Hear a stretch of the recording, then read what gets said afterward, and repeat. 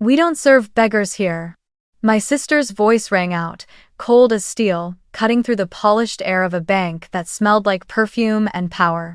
I stood there, holding a withdrawal slip for $100, as dozens of eyes pierced through me like needles. 10 years ago, I had walked out of this very building in the rain, head down, humiliated and fired by my own sister. Today, I wasn't here to prove anything.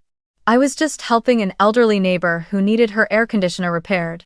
But only minutes after those words left her mouth, the entire banking system where Charlotte worked as a branch manager would freeze. Regional directors would rush in, and my sister would fall to her knees, begging for forgiveness. This story isn't about money.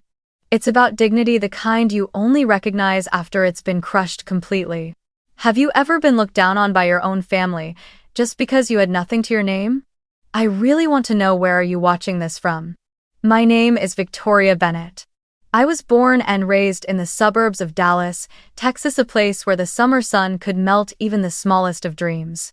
My family lived in a white 2-story house with a wooden fence and a sign that read, "Bennett Financial Consulting," hanging by the front gate.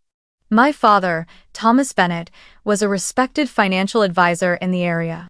He held one unshakable belief: money defines a person's worth. I heard that phrase before I even knew how to spell the word value.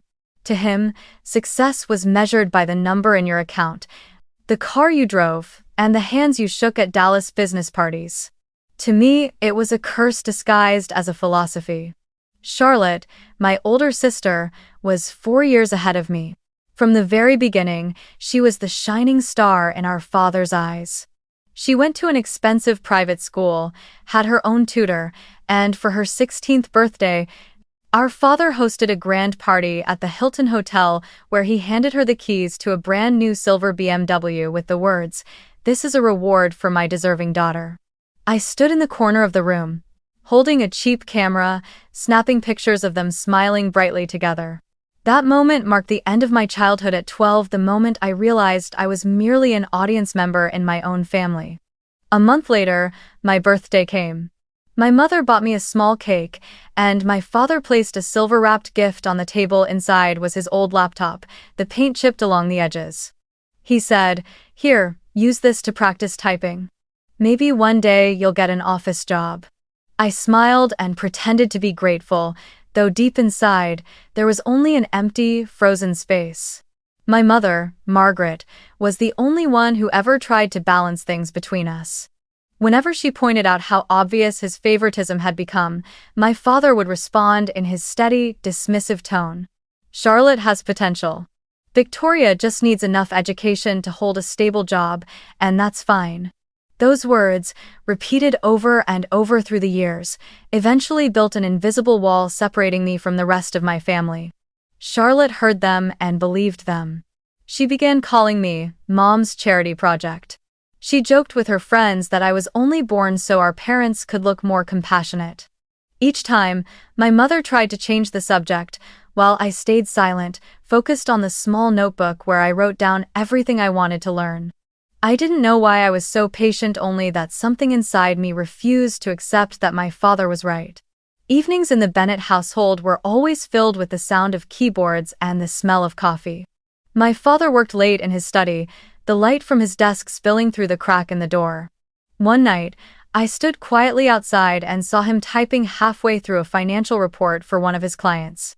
He rubbed his temples, sighed, then walked away from the desk. When he went to bed, I slipped into his chair, opened my old laptop, and tried to copy the formulas he had left on the screen. I didn't understand much, but curiosity kept me awake night after night. I taught myself Excel through free online videos, learned how to write macros, and later, how to code. No one knew that while the rest of the house slept, I sat under the dim light of my desk lamp, typing clumsy lines of code with burning eyes. I didn't do it for praise. I did it to know what it felt like to understand something on my own, a feeling no one had ever given me. By then, Charlotte was already in college, often coming home bragging about her grades, her trips to Europe, and the parties she attended with her finance club friends. My father looked at her with pride. Meanwhile, I was still in public school, where the computer lab machines were old and the mice clicked loudly with every drag. But that didn't stop me. I joined the technology club, fixed the school's broken software, and was praised by my teacher in front of the class. When I told my father about it, he only nodded absently and said, "That's fine. But don't waste too much time on programming. Focus on your real studies." I smiled and didn't argue, because I knew in his world, daughters weren't meant to code. They were meant to be reliable secretaries. End of chapter. Every time Charlotte came home to visit, she never forgot to remind me of my place with that same mocking tone. "Victoria, are you still playing around with your little coding hobby? How adorable." You know, out there in the real world, nobody pays people just to sit and type. I didn't respond. I had learned to use silence as my shield. Behind her back, I opened my laptop and kept typing. In that moment, I felt freer than I ever had before. There were nights in Dallas so cold that the wind howled through the window like a warning. I would still be there, in my small room, holding a mug of cold cocoa, my eyes glued to the computer screen. I didn't have a car, or glamorous parties, or my father's praise. But I had something they never did: patience, and a quiet fire burning inside me. I never realized how important those lonely nights were. All I knew was that each time the screen lit up, I felt like I was moving closer to something bigger than myself. When my mother quietly brought me a cookie and whispered, "Don't let them make you doubt who you are," I only nodded. I didn't fully understand what she meant, but the look in her eyes made me feel like someone was still on my side. And it was because of those simple words that I kept learning, kept trying, kept believing. I didn't know then that in those nights, beneath the sound of the wind, the soft glow of the lamp, and the flickering lines of code on that old screen, I was already rewriting my destiny. After graduating from a public university in Austin, I returned to Dallas with an ordinary degree in information technology and a small hope that my father might finally see me differently. But the first thing he asked when I walked through the door wasn't, "What did you learn?" It was, "Have you found a job yet?" I tried to keep my tone calm as I told him I had applied for a position at Central Union Bank, the same bank where my sister Charlotte worked as a mid-level manager. For the first time in years, he smiled, and a faint glimmer of pride appeared in his eyes. "Working at your sister's bank is a great opportunity," he said. "Learn to behave like someone with status." His words stung. In his eyes, my worth still had to be borrowed from my sister's reputation just to be seen. A few weeks later, I was officially hired in the customer data department. My job was to review, clean, and store transaction data, a mid-level technical position, unglamorous but requiring precision. Charlotte's office was on the third floor, while I worked on the ground floor, where employees moved constantly in and out, the smell of coffee blending with the sound of keyboards and printers. During those first weeks, I worked hard, determined not to let anyone think I was there because of her. Occasionally, I saw Charlotte pass through the workspace, her carefully curled blonde hair, beige blazer, and sharp heels echoing against the marble floor. Each time our eyes met, she only gave me a slight nod, as if I were just another employee she barely knew. 3 months later, on a late evening while I was reviewing transaction data for corporate clients, I noticed something strange in the system. A small stream of data was being automatically copied out every few hours. At first, I thought it was a software glitch, but when I dug deeper, I realized someone was exploiting a vulnerability in the API to gain unauthorized access. If that information leaked, the bank could lose millions of dollars, not to mention its reputation. I stayed the entire night, sitting in front of the dimly lit screen, writing a temporary code patch to block the data flow and submitting an internal security report. No one had asked me to do it, and no one knew I stayed until 2 in the morning, except for the rain tapping against the window and the streetlight flickering on the glass. When the message "Security breach blocked successfully" appeared, I finally exhaled. A quiet wave of pride washed over me. The next morning, when I arrived at the office, the whole floor was buzzing. The branch director and the IT team were running around, talking about a data breach stopped just in time. I stayed silent, just listening. Then I heard the sharp sound of heels from the doorway. Charlotte walked in with the director, confidence radiating from her face.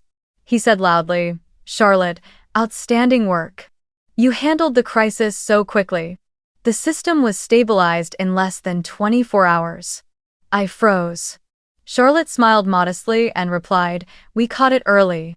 I instructed the technical team to fix it overnight." He patted her on the shoulder, full of admiration, while I stood in the corner, my hand trembling around my coffee cup.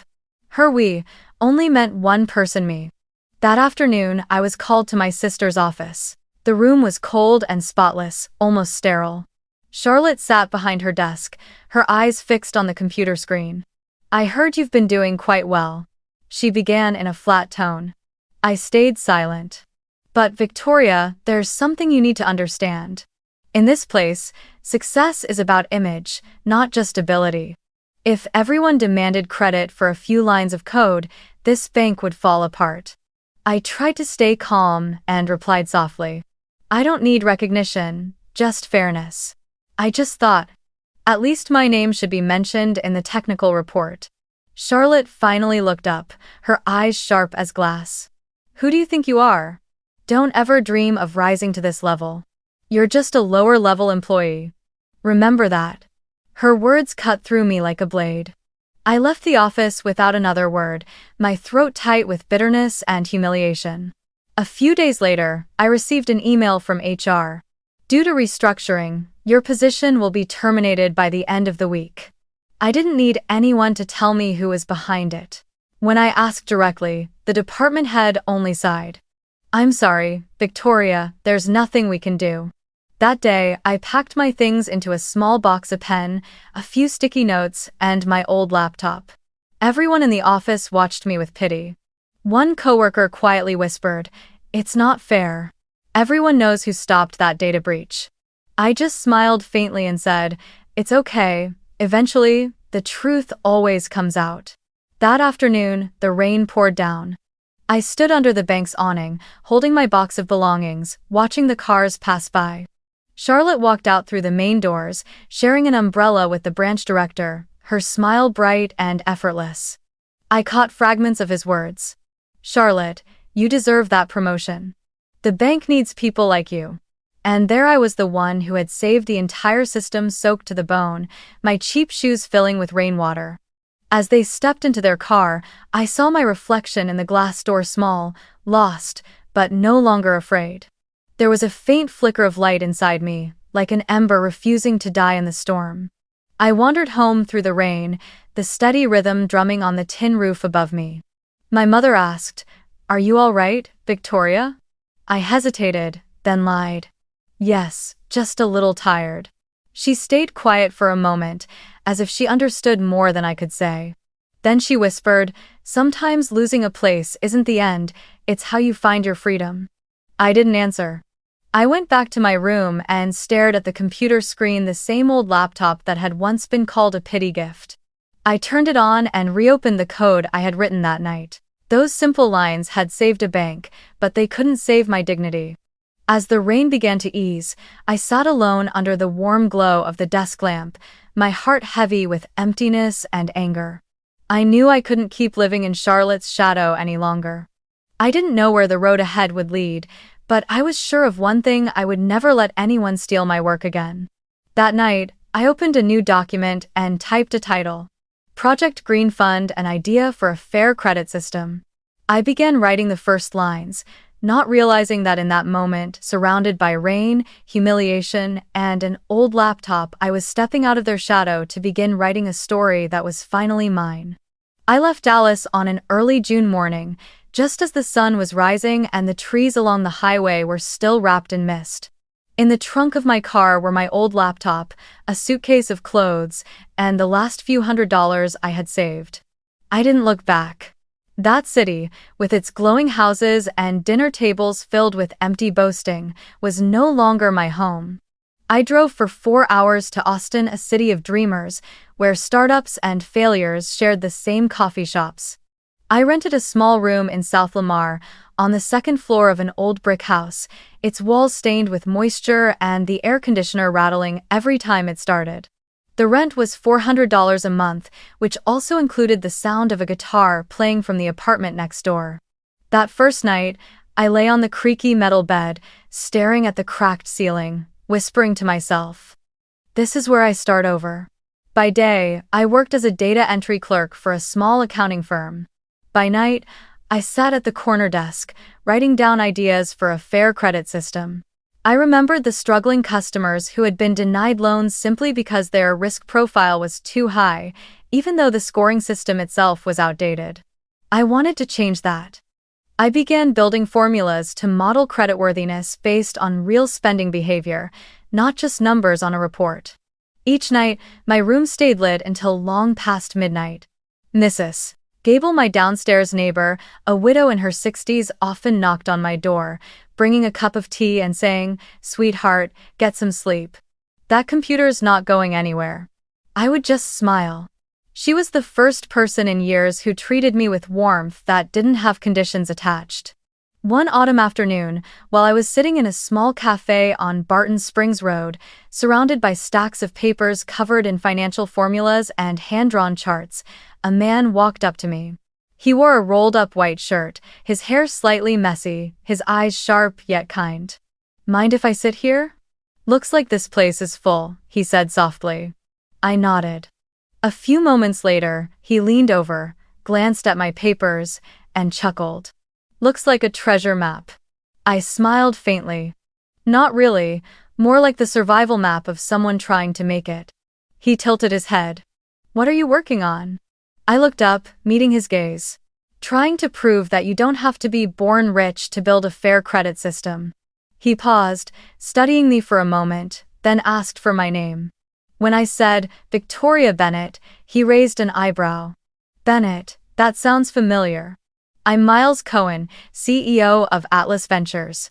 I froze for a moment. The name was well known in the investment world, the man who had turned countless startups from nothing into icons. Miles looked at me thoughtfully before saying, "Do you have something I can look at?" I opened my laptop and showed him the simulation I had built in Python. He watched intently, asking detailed questions about every element. After 2 hours, he leaned back in his chair, a spark of excitement in his eyes. "I'll invest in you. $50,000, no strings attached, no conditions. I just want to see how far you can go." I thought I misheard him. "You trust me?" He smiled and said, "I don't invest in resumes. I invest in eyes, and yours look like someone who's been knocked down but refuses to stay there." I used that money to rent a small workspace in the warehouse district. I repainted the walls, bought a few old desks, and set up a mini server. I named the project Green Fund, with a logo of a silver coin sprouting a green leaf. My goal was to build an AI-driven platform that allowed small and mid-sized businesses to be evaluated fairly for credit based on real data and operational performance, not connections or inherited wealth. During that time, I worked nearly 20 hours a day. Some nights, I fell asleep on the keyboard and woke up with key marks on my cheek. Mrs.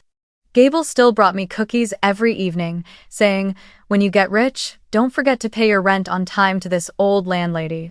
I laughed and promised, "If I make it, I'll replace that leaky roof downstairs for you." A year later, Green Fund started gaining attention.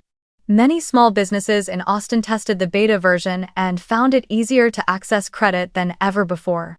I learned how to talk to investors, though my palms still trembled every time I presented.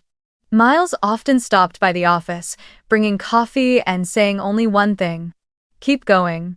Don't let anyone make you forget why you started." Those words stayed with me. By the third year, Green Fund officially received a $2 billion investment from Atlas Ventures, making it one of the fastest-growing fintech companies in the region. When the press asked for comments, I simply said, "I'm just trying to fix what I once saw was broken." Money came in, fame followed, but my life stayed simple. I kept living in the same old apartment for another year, still bought my coffee from the small shop down the street, and walked through Zilker Park every morning. I didn't buy luxury cars, designer clothes, or throw celebration parties. Instead, I used part of my profits to create a scholarship fund for finance and tech students from low-income families. Every time I handed out a scholarship, I remembered those cold nights years ago, sitting beside that chipped old laptop. In every speech, I always said, I wasn't born rich, but I'm rich because I understand the value of effort. Mrs. Gable had become the closest thing to family I had in Austin. We often had dinner together, sharing small stories about the neighbors or the little birds that perched on the balcony. One evening, she asked, "Why haven't you ever told me about your family?" I hesitated, then replied quietly, "They're too busy for small things like me." She didn't press further, only squeezed my hand gently. "You know," she said, "sometimes it takes a lifetime to realize who truly sees you as family." During those years, I didn't call home. I didn't send messages or birthday wishes. I wasn't angry anymore, nor did I hate them. I just felt nothing. I knew Charlotte was still working at Central Union Bank, rising fast, appearing in business magazines under titles like Outstanding Female Executive. My parents were still proud, still talking about their successful eldest daughter. And me, the second child, the one once called Mom's Project of Pity, was still the name left unspoken at every dinner table. Once, I came across their family photo in a local magazine. My father wore a suit, Charlotte stood in the middle holding an award, and my mother smiled faintly behind them. I stared at it for a long time before folding the page and tucking it into a drawer. Not because it hurt, but because I realized I no longer belonged in that picture. I had my own life now, small, perhaps, but mine, a life no one could take away. That night, I sat on the balcony, watching the Austin lights shimmer on the surface of the Colorado River, the wind carrying the scent of fresh grass. I thought about what Miles had said the first day we met. I invest in eyes. Maybe, for the first time in my life, I understood what it meant to be seen not by my father, not by my sister, but by myself. I took a sip of tea and smiled faintly. I didn't know how far Green Fund would go, but I knew one thing for certain. If I ever returned to Dallas, it wouldn't be to seek validation. It would be to see if they still dared to look down on someone like me. And I had no idea that day would come, just not in a way anyone could have predicted. It was a Monday morning in May, and the Austin heat clung to the skin like glue. I was about to pour myself a cup of coffee when my phone buzzed. It was Mrs. Gable, her voice trembling, as if the heat had found its way into her lungs. "Victoria, my air conditioner just died. The repair guy says he needs to order a part, but they only take cash about $100.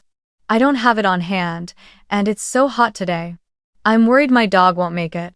I gripped the phone, glancing toward the window where sunlight carved a harsh white streak across the floor. "Don't worry, I'll withdraw the cash and bring it right over." I didn't ask questions or suggest a transfer. I knew how small repair crews in Texas often preferred dealing in cash, especially for deposit checks.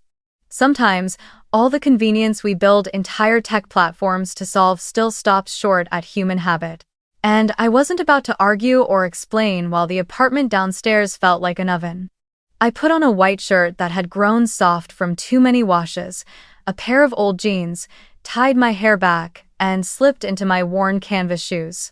I pulled my baseball cap low to shield my eyes from the harsh Sunday. Locking the door behind me, I hurried down the chalk-dusted stairs and called out to Mrs. Gable, who stood at her doorway, her face flushed from the heat. "Close your door, turn on the fan, and place a bowl of water in front of your dog to keep him cool. I'll be right back." She nodded, her hands trembling slightly as she gripped the doorframe for support. The Central Union Bank branch in Austin was only a 12-minute drive away.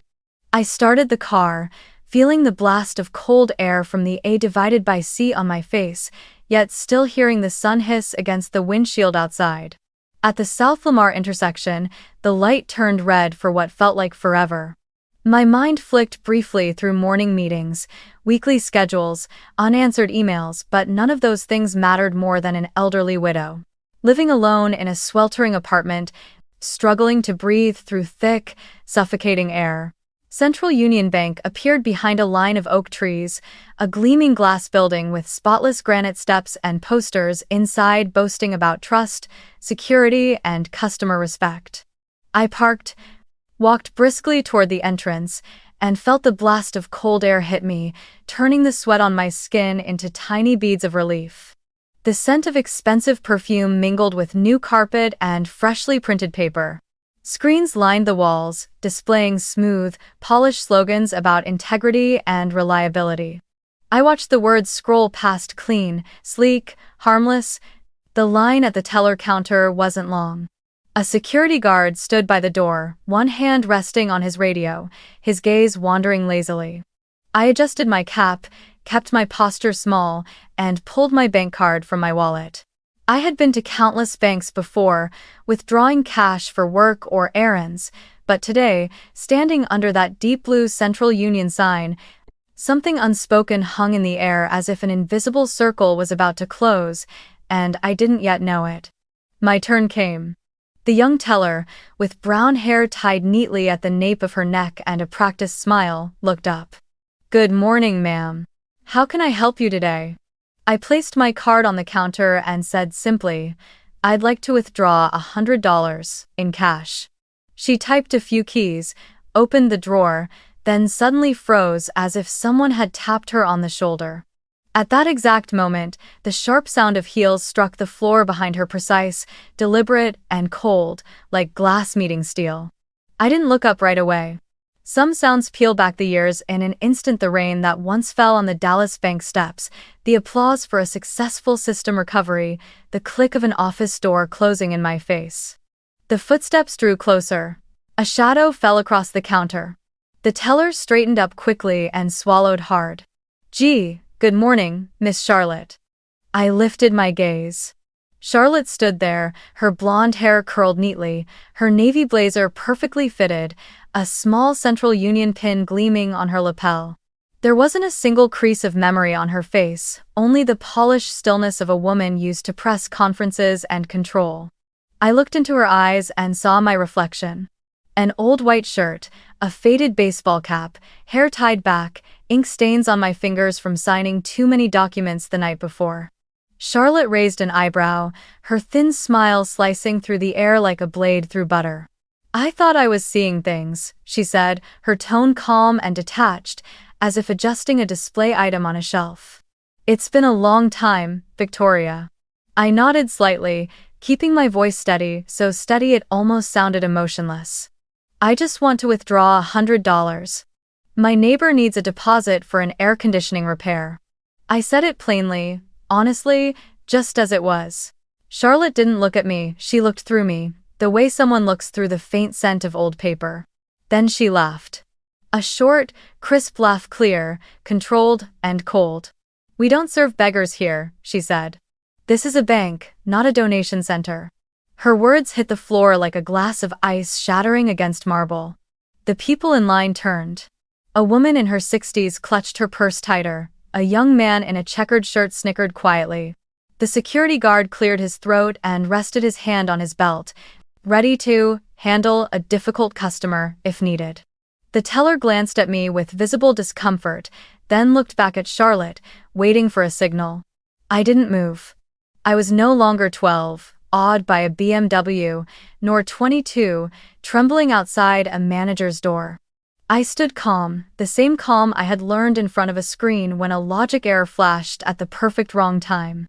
Between the polite noise of the bank and the cutting silence of her insult, I heard my own voice rise from somewhere deep inside, a voice that had been pressed down for decades. "I just want to withdraw $100, I said again, evenly, smoothly, my tone like a blade sharpened to precision. Charlotte leaned on the counter, tilting slightly closer, enough for the faint trace of her perfume to fill the air between us. "Let me make this clear for you, Victoria," she said, her tone smooth, almost rehearsed. "This is a bank. We don't hand out charity money. If you're short $100, maybe you should consider going somewhere more appropriate." The man standing behind me laughed out loud. Someone else let out a low whistle, the kind people make when watching a perfectly executed hit. I noticed the teller's hands trembling slightly. She didn't dare press another key. The air in the lobby tightened as eyes began to gather, drawn like metal shavings to an invisible magnet because public humiliation, after all, always draws a crowd. I took a deep breath, feeling the cold air slide through my nose, calming the pulse inside me until my heart felt like a still lake after a thrown pebble. In my mind, I saw Mrs. Gable at home, her fan wobbling as it pushed weak circles of air around her old panting dog. I saw the nights I fell asleep on my keyboard. I heard Miles' voice. I invest in eyes. I looked straight at Charlotte, and for the first time, I didn't see her as the mountain blocking my sunlight. I saw her as what she was, a bank employee who had forgotten what the word service meant. I understand, I said softly, my voice so calm it bordered on polite. You don't serve beggars. I tilted my head slightly, as if making room for someone rushing past. Then perhaps we should follow the proper procedure. I'd like to withdraw $100 from my own account, in cash. I emphasized the words my own gently, like a whisper. The teller swallowed hard and reached for the keyboard. Charlotte raised her hand slightly, a conductor stopping the orchestra before its final note. Wait, she said, then turned to the security guard. Maintain order. Folding her arms, she fixed her gaze on me, the same gaze I had known since childhood.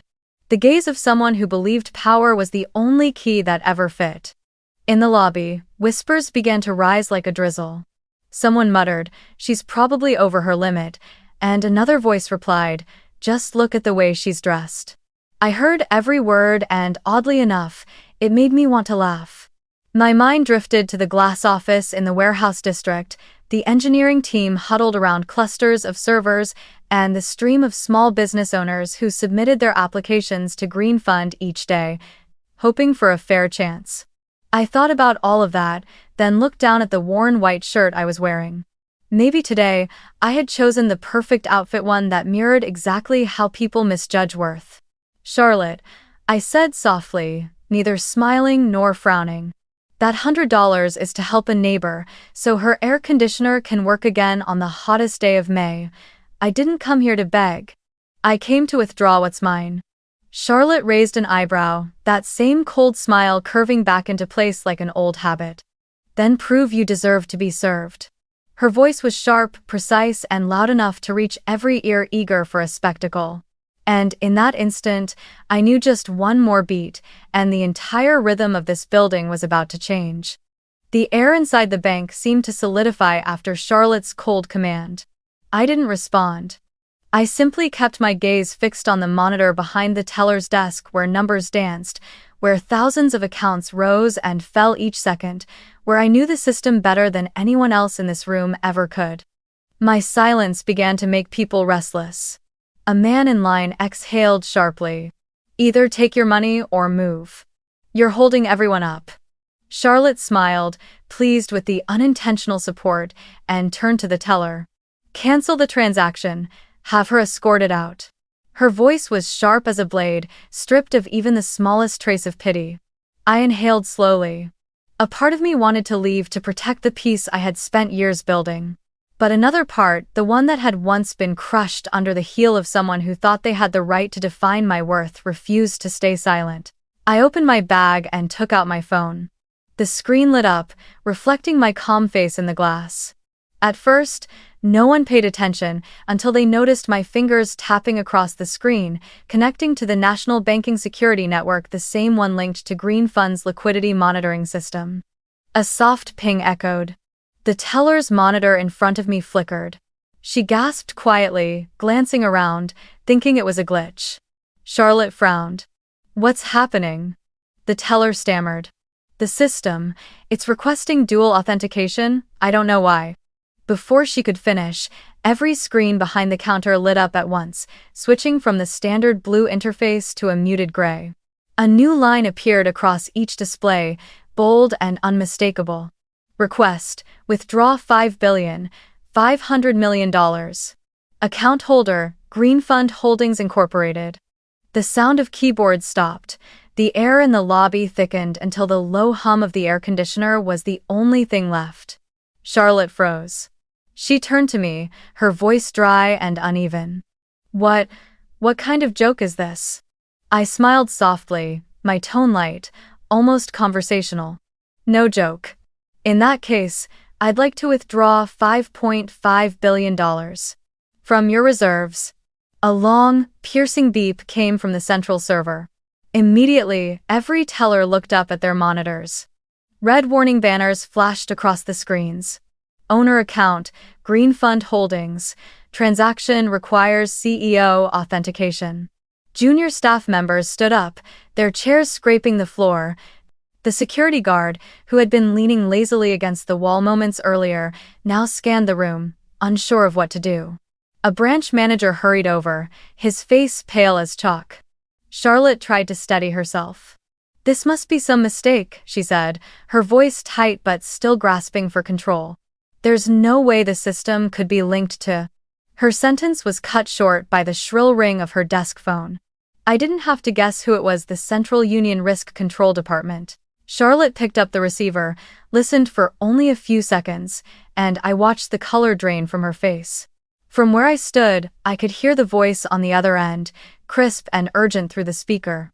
"Confirm immediately. The account belonging to Green Fund Holdings is initiating a withdrawal request from Central Union Bank. Amount: $5.5 billion. This is the primary owner account, CEO biometric authentication verified." I stood still, the same faint smile resting on my lips.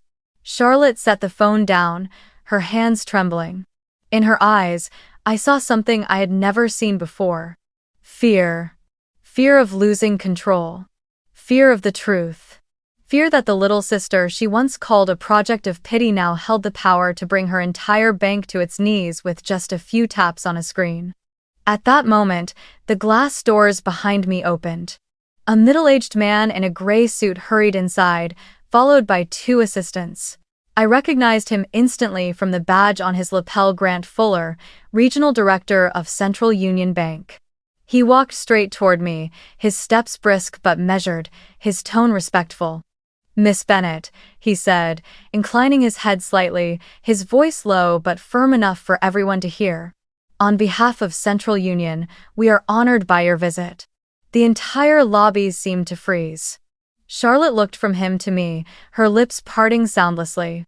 "Ms. Bennett?" she repeated, as if trying to convince herself that what she just heard couldn't possibly be true. Grant Fuller turned to her, his expression tightening. "Mrs. Bennett is the CEO and primary owner of Green Fund Holdings, our largest strategic liquidity partner. It seems you weren't informed that she's here to review your internal operations?"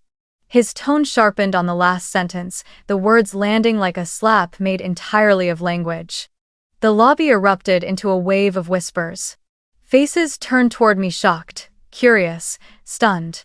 I tilted my head slightly, my voice calm, low, and steady, carrying just enough for all to hear.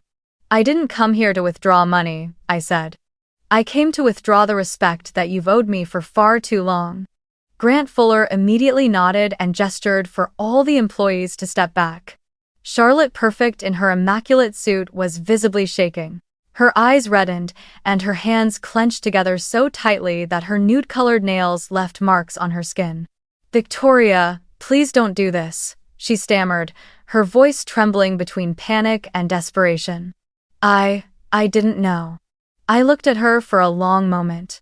"You didn't know who I was," I said quietly, "or you didn't know that I had worth." Then I unlocked my phone and entered the final command. Across every server screen, a line appeared: transaction completed. Green Fund Holdings, funds relocated to Empire Financial Bank. Lawman. A chime echoed through the bank's network, the kind of sound that marks the end of an auction. I hadn't withdrawn a single dollar in cash.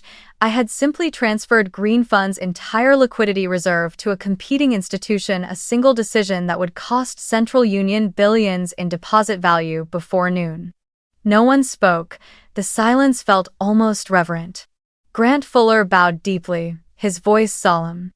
"We sincerely apologize for our failure, Miss Bennett. Certain personnel will face immediate internal investigation. Please allow us a chance to make this right." I shook my head slowly, my gaze calm steady as the sky after a storm. That won't be necessary, I said. I'm not here for reparations.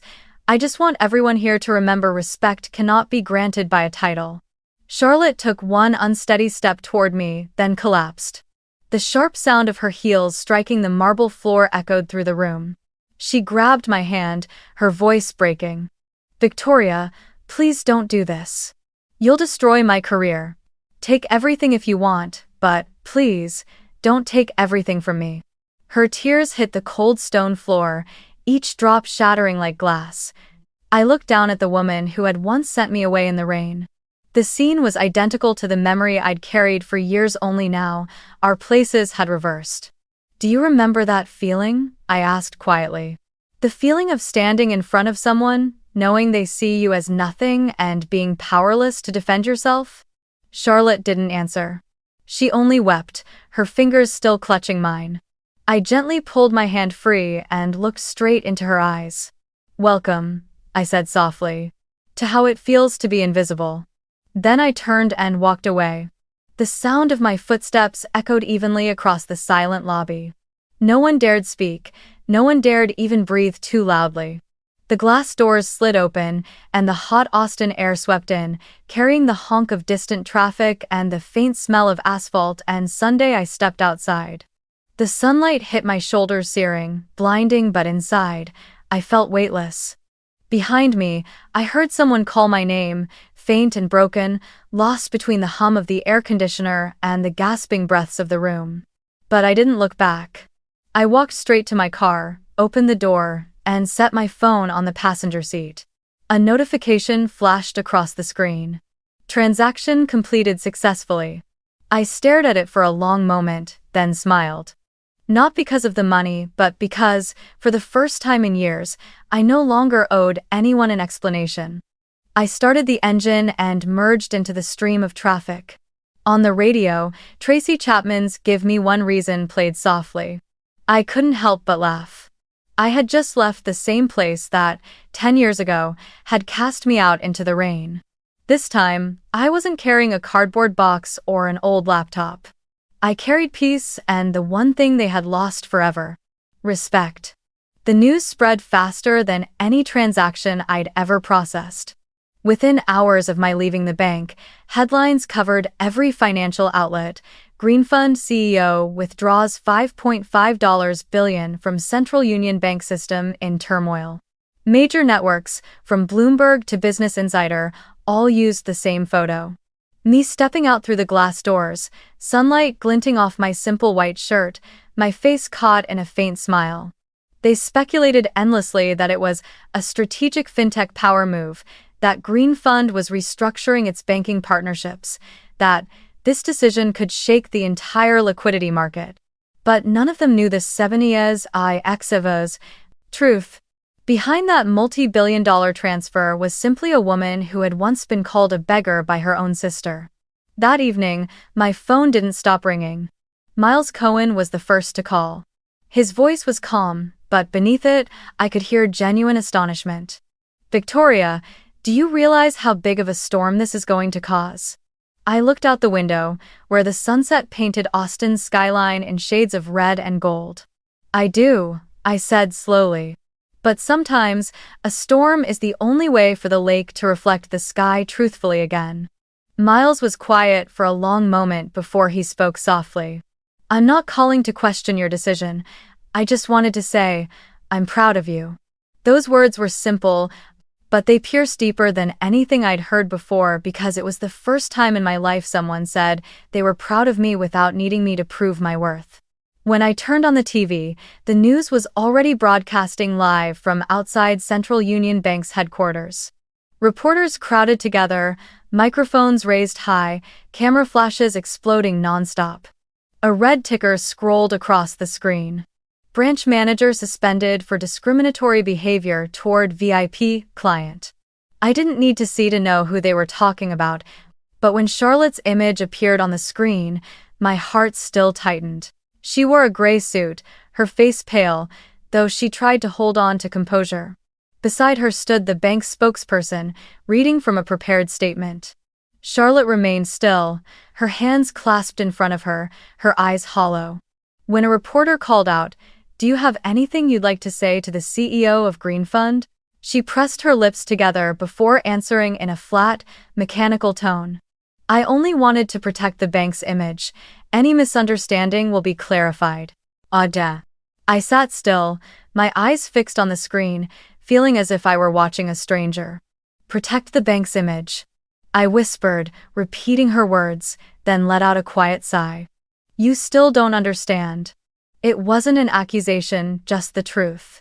In her world, image mattered more than integrity, reputation outweighed honesty, and power was the only measure of worth. She never realized that her own disdain was what brought the entire system crashing down. The next day, the media went deeper. Articles began exposing internal favoritism, a toxic work culture, and the classist attitude among several Central Union managers. Charlotte was officially suspended, pending disciplinary review. One headline read, "The woman who said we don't serve beggars here just cost her bank $5.5 billion." Beneath it were thousands of comments, most angry, some pitying. I didn't read them all, I only skimmed a few lines. Karma hits fast. Justice doesn't wait for the next life. Respect should be standard, not a privilege. Those words didn't make me happy, nor did they make me sad. I just felt, for the first time, that justice had arrived without me having to scream for it. By afternoon, my phone rang again. My father's name appeared on the screen, and my hand trembled slightly. It had been 3 years since he last called, and that time, it was only to ask for a small investment. I hesitated for a moment, then answered. On the other end, his voice was strained, stripped of the arrogance I'd known all my life. "Victoria, I'm sorry. I didn't know. I never thought." His voice cracked, breaking into a rough, shaky sob, tangled with the labored breathing of an aging man. "Please help your sister. She can't handle the shame. The media's tearing her apart." I listened without saying a word. Part of me wanted to hang up. But another part held the phone close, because in his tears, I could hear the echo of the man who once taught me that money defines worth. Now, he wasn't crying over lost money, he was crying over the realization that money could never buy back dignity. I didn't respond. I just let him speak until the silence on the other end grew heavy. Then, I said quietly, "You once told me that no one respects a person without money. Do you see it now? Even money can't buy respect." And with that, I ended the call. There was no anger, no satisfaction, only the quiet sense of a door closing behind a long sigh. That evening, I opened my laptop. Dozens of emails from reporters flooded my inbox. Everyone wanted an interview, wanted me to tell the real version of the story. I typed one single line and sent it to them all. No story is worth telling unless it teaches people how to treat others better. Then I hit send and closed the laptop. Outside, Austin pulsed with life. The riverside bars glowed with lights, music floated through the air, blending with the soft sound of water brushing the shore. I poured myself a glass of white wine and stood by the window. From here, I could see the Green Fund office tower, the symbol of everything I had built with my own hands. Yet, strangely, in what should have been my moment of triumph, I didn't feel joy. There was only a quiet emptiness spreading gently through my chest. I thought about Charlotte's eyes as she knelt on the cold marble floor, stripped of arrogance, filled only with fear. Whatever she had done, in the end, we were still two daughters raised under the same roof, taught the same unyielding lesson. Money defines worth. Maybe that's why she never learned to see the person behind the numbers. When the final news broadcast of the day ended, the anchor said, "Central Union Bank has announced plans for a full restructuring and internal investigation. Sources confirm that the branch director of the Dallas office has submitted her resignation." I turned off the TV. The room fell into silence. I sat back in my chair, still holding my wine glass. The city lights reflected off the window, blending my image into the skyline, a woman once dismissed as insignificant, now sitting in a world she no longer needed to prove herself to. I set the glass down and whispered softly, almost like an exhale. You still don't understand. It wasn't sarcasm. It was a quiet prayer that one day, Charlotte would realize respect isn't something others give you, it's something you must learn to give. Then I stood up, turned off the light, leaving the only glow in the room the faint shimmer of the city outside, radiant, distant, and fair in its own indifferent way. The next morning, Austin was bathed in soft golden light, reflecting off the glass facade of the Green Fund building. Outside, self-driving cars moved silently along the boulevard, while inside, the 32nd floor corridor gleamed in minimalist white. I had just finished a virtual meeting with investors in New York when my assistant entered, her tone hesitant. "There's a woman here to see you, ma'am, no appointment. She says she's your sister." I looked up, silent for a few seconds. 1,000 memories flickered through my mind, the cold laughter, the humiliating words, and the image of a woman kneeling on a marble floor. I set my pen down and said calmly, "Send her in." The door opened a few minutes later. Charlotte stepped in, no longer the powerful woman with the sharp, polished edges of the financial world. Her hair was messy, the once golden strands fading to gray. The smooth glow of her skin had turned pale, and her eyes, the same eyes that once made entire staffs bow, were now dulled by exhaustion and remorse. She still carried a handbag, but it was no longer the glittering kind she used to flaunt. I stood, watching the woman before me, feeling neither anger nor pity. Just a distant stillness, the quiet recognition of a past that no longer had a claim on me. Charlotte stopped in the middle of the glass office and looked up at me. The morning light poured in, catching the lines around her eyes. Her voice was hoarse, like someone who hadn't slept in days. "I'm sorry." The words were so fragile they almost dissolved in the air. "I've lost, Victoria. Everything. My job, my reputation, my friends, they've all left me as if I never existed." She gave a faint, bitter smile. "What I don't understand is, how did you disappear and come back as this? An empire. A woman the entire financial system has to respect. How did you do it?" I looked at her for a long time before answering, my voice low but clear, each word steady enough to echo through the quiet room. "Because you built banks on fear. I built an empire on trust." Charlotte froze, tears gathering at the corners of her eyes. I continued, every syllable deliberate. "You used fear to control employees, to keep clients, to make people obey. But I chose to believe people could be better if given a chance. Trust doesn't need vaults or contracts. It protects itself through loyalty." She lowered her head, her shoulders trembling. Tears fell to the floor, each drop like a fragment of the years she had lost chasing status and validation. I never meant for things to turn out this way," she whispered, voice cracking. "Back then, I was just afraid that if I lost my position, I'd have nothing left. I became too much like father, always believing worth was measured in numbers, not people." I said nothing. In the silence, the faint hum of the air conditioner and the quiet tapping of keyboards from the outer office filled the space, like the slow, steady ticking of time itself. Charlotte took another step forward, then suddenly fell to her knees. I startled. She gripped my hand tightly, so hard that my fingers turned cold. "Please, forgive me," she cried. "You can destroy me if you want, but don't despise me. Don't turn me into the pitiful person I once made you feel like. I was wrong, Victoria, I was so wrong." Her voice broke apart, trembling between sobs and shallow breaths. I could feel her shaking not just from fear, but from the despair of someone who had finally lost what could never be bought back. I bent down slightly and placed my other hand gently on her shoulder. "Stand up, Charlotte," I said softly but firmly. "I don't need anyone to kneel, I just need them to respect." She kept crying, her head bowed, her body small and fragile beneath the light. I turned my gaze toward the window, my tone calm, almost wistful. "I don't hate you," I said. "I just feel sorry. Sorry that all the years you were called successful, you never truly understood what success meant. Success isn't making others feel small. Success is making them believe they can grow." Charlotte lifted her head, her eyes wet and searching, as if she were looking at a stranger. "You've changed," she whispered. "No," I said softly. "I just found myself again. The day I left Dallas, I thought I was a failure.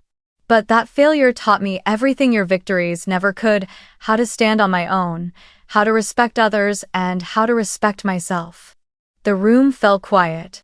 Sunlight slanted through the glass, casting a faint golden hue over us both. Charlotte sat still, her tears drying slowly on her cheeks. I turned back to the desk, poured her a glass of water, and held it out. "Drink," I said gently. "You need to calm yourself." She took the glass, her hands trembling. "What are you going to do with me?" she asked, her voice barely above a whisper, thick with fear. I smiled faintly and shook my head. "Nothing. You've already done that yourself. Green Fund doesn't exist to take revenge on anyone. We rebuild what others destroyed. Trust." She said nothing.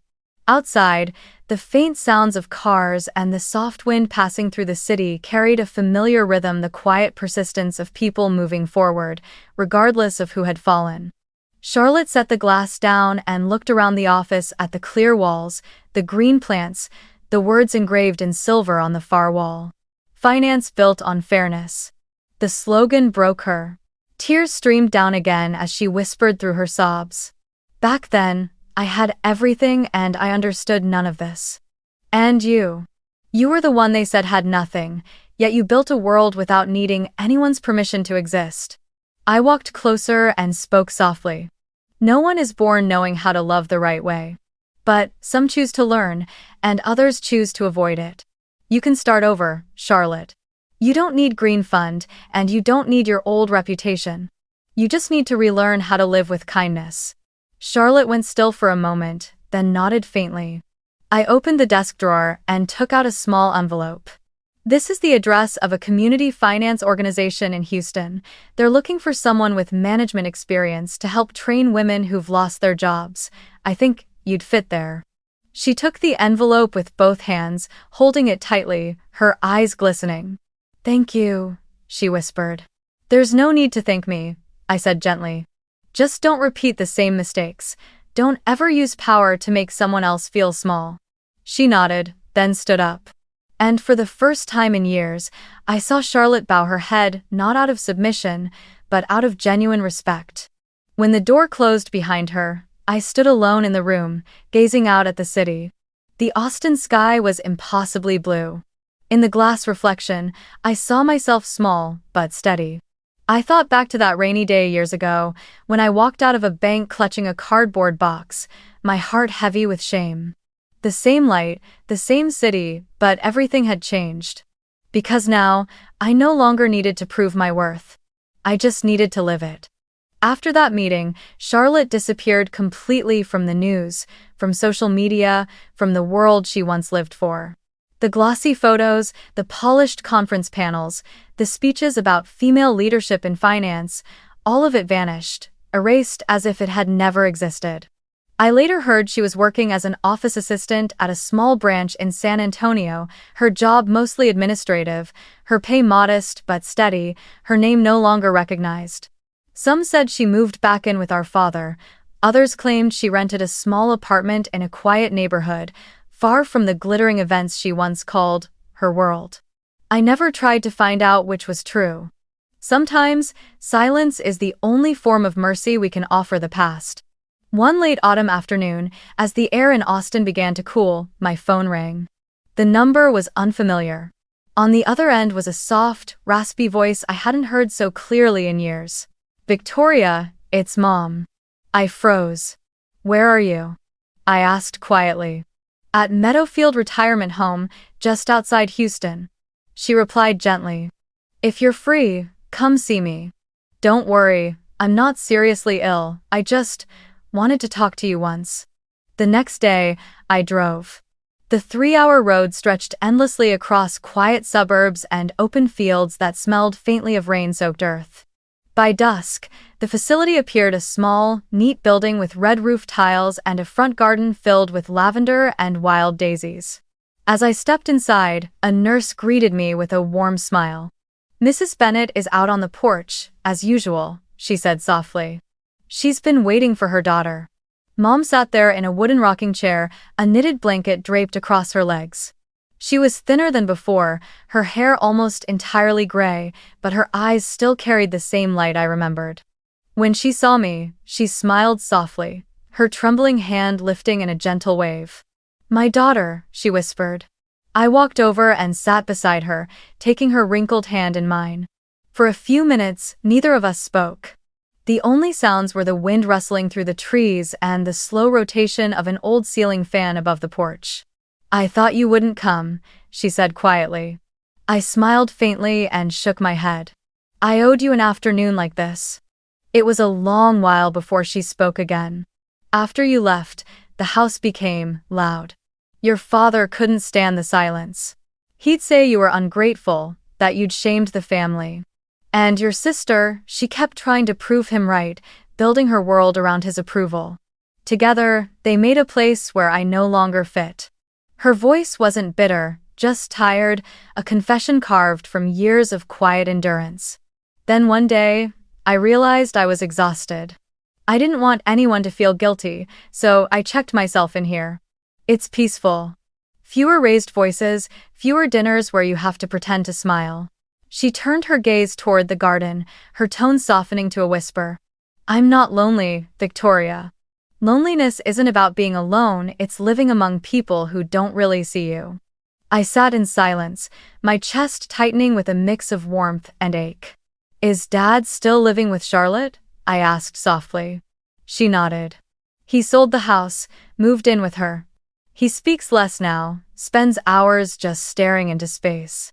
I think, deep down, he knows he was wrong, but he doesn't have the courage to say it out loud." Then she turned to me, her eyes gentle yet searching, filled with something that felt like both pride and sorrow. "I know you're strong," she said. "But are you happy, Victoria?" That question left me silent. The wind on the porch stirred the curtains gently, and the last rays of sunlight fell through in pale golden streaks across the floor. I watched the light for a moment, then spoke softly, my voice catching but honest. "For the first time in my life. Maybe I am, Mom." She squeezed my hand and smiled. "That's enough," she whispered. "I don't need you to be rich or famous. I just need to know that you're at peace." I stayed with her until nightfall, listening as she told me stories about the women she shared the home with, women who had been abandoned by their children, yet somehow found joy again in caring for one another. When it was time to leave, she walked me to the door, her dry, fragile hand resting gently on my shoulder. "Don't go back to Dallas," she said softly. "Keep living the life you chose." I hugged her tightly. "I promise," I whispered. A few weeks later, I did something I never thought I would. I bought back our old house in Dallas, the place that once held some of the most painful memories of my life. When I met the agent, he said the previous owner sold it cheap. Said he didn't want to keep the past anymore. I stood in the living room, where my father once lectured me that money defines worth, where Charlotte used to boast about her first car, and where I once sat on the floor, typing lines of code under a dim desk lamp. Now it was just an empty house. But instead of bitterness, I felt something else, an opportunity. A chance to turn an old wound into something good. I called Miles and shared my idea. "I want to turn this house into a community finance center," I said, "a place where women and older adults can learn how to manage money, plan their lives, and rebuild trust." Miles was quiet for a moment, then chuckled. "Green space," he said. "That sounds about right." I laughed softly. Yes, green space, a place to replant trust. 3 months later, the center opened. I kept the original frame of the house, just repainted it in soft white and gray, and expanded the backyard garden. In the old living room, I placed light wooden tables and shelves filled with guides on personal finance, lessons about rights, saving, and investment. Every week, women in their 40s and 50s, retirees, and even young girls came to learn how to take control of their finances, something society had long allowed men to dictate. I taught them how to open accounts, read contracts, and most importantly, how to believe they had the right to independence. On the main wall, I hung a wooden plaque engraved with the words, "You deserve respect, even when no one offers it. Beneath it was a small framed photo of my mother and me, taken on that quiet afternoon at Meadowfield. Sometimes, I would visit her again. Each time, she asked about Greenspace, about the women who came to learn, and smiled as I told her their stories. "You're doing exactly what the world needs," she said softly. "You're giving back what was once taken from you." One evening, after leaving the nursing home, I drove across Congress Bridge and watched the Austin lights shimmer on the surface of the water. I thought of Charlotte, of my father, of everyone who had ever made me feel invisible. But now, there was no anger left, only a quiet understanding. Some wounds don't need revenge, they just need to be turned into light that guides someone else's way. I stopped the car in front of Greenspace. The soft yellow lights in the garden reflected off the wooden sign by the door. I ran my fingers gently over the carved words, feeling the night breeze brush through my hair. For the first time in my life, I no longer needed to prove my worth to anyone. I just needed to live calmly, freely, and as nothing but myself.